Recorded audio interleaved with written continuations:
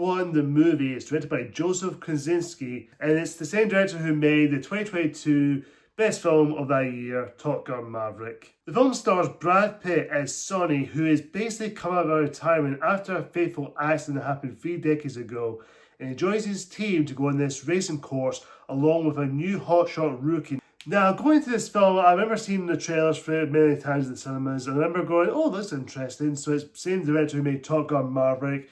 And I went to this film today, since a few hours ago I saw this, and I'm pleased to say this film is really good. It's a lot of fun. Probably not perfect as Top Gun Maverick is, but this is a damn good film. This is a damn fun, entertaining. I was on the edge of my seat the whole entire time. Now, this is a 2.5-hour movie. It is long, but it is definitely, when the moment to get to the race course and the moment this exciting stuff comes in, it just paces through. It doesn't drag. There's not one bit I was bored. There's not one tiny little bit season there makes me go, okay, I've seen this before, but it didn't put me into sleep or anything. It just kept me on the edge of my seat throughout the racing, and also some of the camera work on this film, which Joseph Kosinski did. Honestly, it looks amazing, especially you get a driver's point of view, facing the camera on the driver, and a certain bird's eye view, sideways view. It's just everything from the camera work, from that racing. Holy crap, it looks amazing. It looks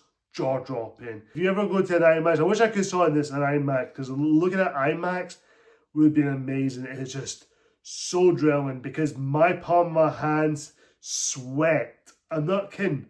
My hands were sweating at the time. And I do appreciate some of the acting here. The acting all around is well acted. It's not going to be Oscar-winning acting. They're not going to win the Oscar anytime soon. But everyone did their overall 100% in their performances. Brad Pitt, God, I love that man. This guy is an absolutely great actor. He really brought that character, certain arcs that both him and Damson Idris, I think that's his name, I do apologise, who plays Josh in the film. Both these actors have similar character arcs. They both have their own similarities towards each other. We do get that sense of tension, but over time, Sonny has to, go under his wing with him and try to learn, try to be more than just a driver. He has to show him what to be a better person or a better man in that certain way, which I did like the themes they're going for. I do really appreciate that. And I also really like all our cast, like Kerry Condon and Javier Bardem. All these actors, they're all great. They do give their own performances. They do have their moments to shine. They do have their characteristics going on. But it does capture that Top Gun Maverick feel, which I don't know why, because it gives you that Top Gun Maverick with certain shots. And funny enough, this film took a lot of inspirations from other, racing movies or inspired racing films or underdog stories. I can't help but think a feeling this film kind of took inspiration from an animated film that deals with racing with cars, if you know what I'm talking about. I'm not saying that is a comparison film. I'm not trying to compare, but I'm just saying if you watch the film, you do see similarities in certain scenes or certain dialogue or certain moments. It does get you that feeling. It does capture that, certain stuff, but it does get you go, oh, okay, this is similar, very similar. But again, I'm just saying it just looked very similar in a certain way. And Hans Zimmer's score, oh my God, it was memorizing. Some people say it may be forgettable. In certain ways, it could be forgettable. That's the score from Hans Zimmer, but I wasn't expecting much. I just say, oh, there's a score for it. That's beautiful. It's Hans Zimmer, because Hans Zimmer's score is always great to listen to with other certain movies like the Dark Knight trilogy, The Lion King, Inception, Man of Steel, or any particular movie. When you see Hans Zimmer's score, yeah, that's Hans Zimmer.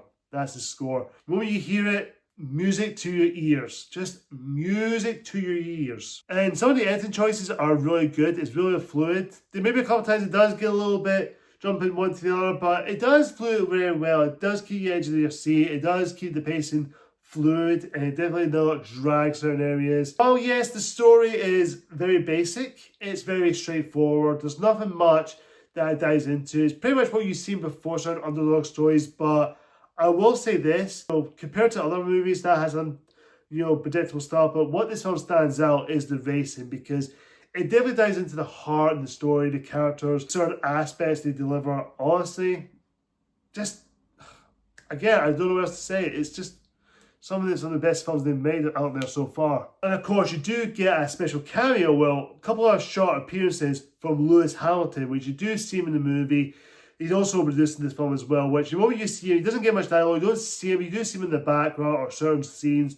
It's kind of like if you blink, you miss it type of thing, which the moment you see him, you'll see him. Because the moment you go, oh, that's Lewis Hamilton. I remember shouting out right out the screen and saying, oh, Lewis Hamilton. I think this film will people go and see this film. I would definitely guys recommend this movie. Please go and see this because F1 the movie is worth your time. You'll have a blast watching this movie. See it the biggest screen as possible. See it in IMAX. See it in, Dolby Surround, whatever. Just see this movie if you can. It is worth your ticket admission. Just go and see this movie because your hands will be sweating, your heart will be racing, it's drilling fuel to your veins, it's just adrenaline rush. It's just, drilling to your face. I'm going to give F1 the movie an A-. Guys, comment down below and tell me, what do you think of F1 the movie? Do you love it? Do you like it? Do you think it's alright? Or do you actually hate it? Whatever the case is, comment down below and tell me what you think. Thank you so much for watching, guys. Until next time, see ya.